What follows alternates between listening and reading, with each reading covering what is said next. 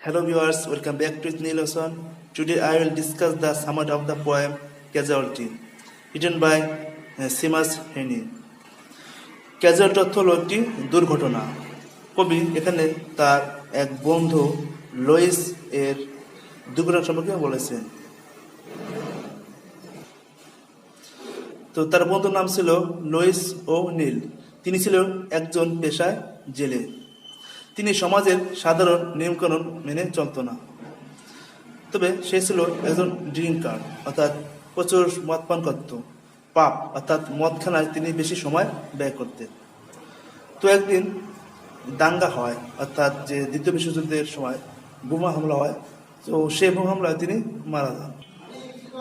যেহেতু বোমা হামলা হয়, ওই বোমা হামলার সময় তিনি মারা যায় এবং তার এই অন্ত্যেষ্টিক্রিয়ায় তার বন্ধু অর্থাৎ কবি ব্যস্ত থাকার কারণে সেখানে তিনি অংশগ্রহণ করতে পারেন না। অর্থাৎ এখানে কবি তার এক বন্ধু ছিল লুইস ওনিল। তিনি ছিলেন পেশায় একজন জেলে এবং তিনি সমাজের সাধারণ নিয়মকানুন পালন করতেন না। তো একদিন কারফিউ হয়, কারফিউতে যে কেউ রাস্তা বেরোতে পারবে না, কিন্তু তার বন্ধু রাস্তা বের হয় এবং ওই সময় বের হওয়ার সময় বোমার আঘাতে তিনি মৃত্যুবরণ করেন। এবং তার যে শেষ কীর্তি, সেখানে তার বন্ধু সমাজের সমস্যা রীতিনীতির কারণেও সেখানে যেতে পারে না। তো বন্ধুরা, এই ছিল এই কবিতার মূল থিম। তো এরকম আরও ভিডিও পেতে চ্যানেলটিকে সাবস্ক্রাইব করতে ভুলবেন না। বন্ধুরা, সবাই ভালো থাকবেন, সুস্থ থাকবেন। আল্লাহ হাফিজ।